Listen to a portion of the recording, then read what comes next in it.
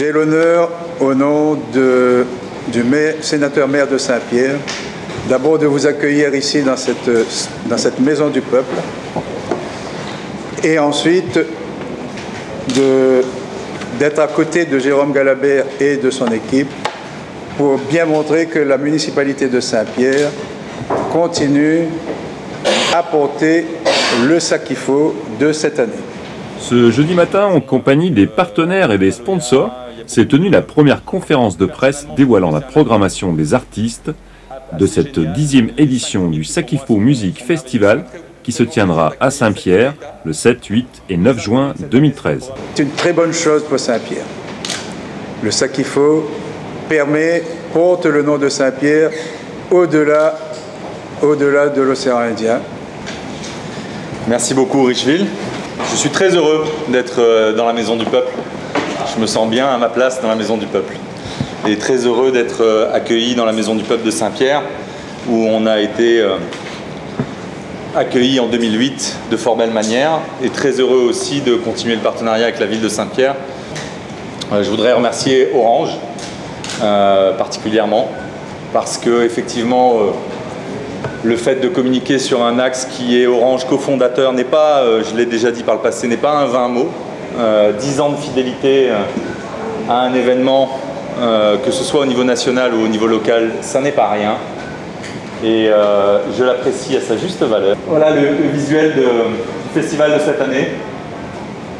Vous retrouverez, je vous laisse chercher, hein. Vous retrouverez un festival qui arrive à surfer sur l'écume des tempêtes. Vous retrouverez la symbolique des 10 ans, l'amour, le partage, plein de choses, plein de valeurs. Comme on disait ce matin, qu'on partage avec les 230 000 Réunionnais qui ont acheté un jour un ticket dans ces 10 années qui se sont passées et qui font qu'on est encore vivant aujourd'hui. Et qui, je l'espère, continueront à l'avenir. Dans la programmation, donc,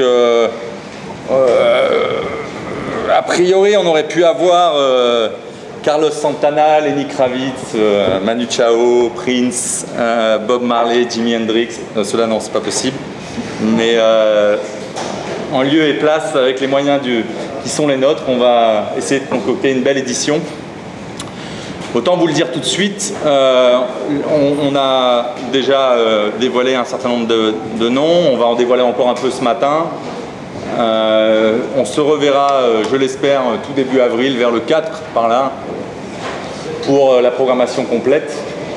On continue à travailler à la préparation d'énormément de choses, beaucoup de surprises. On travaille notamment, je le disais un peu tout à l'heure, avec la ville à des opérations particulières dans les quartiers.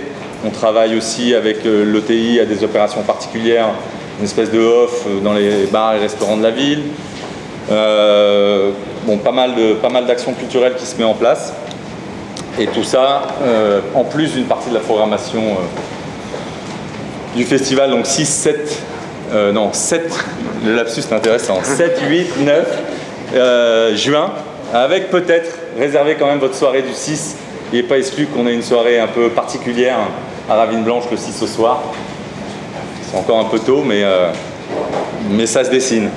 Moi, je voulais vous présenter deux nouveaux partenaires qui intègrent le festival Sakifo cette année. À ma gauche, il y a Isabelle Bogdan, qui est la directrice de communication du groupe Indémia, puisqu'on a signé un accord de partenariat avec la chaîne de magasins culturels Agora. Et à ma droite, il y a Nadia Loiseau, qui est directrice de la communication à la Banque Postale. Et on vient de signer un accord de partenariat aussi pour le festival Sakifo.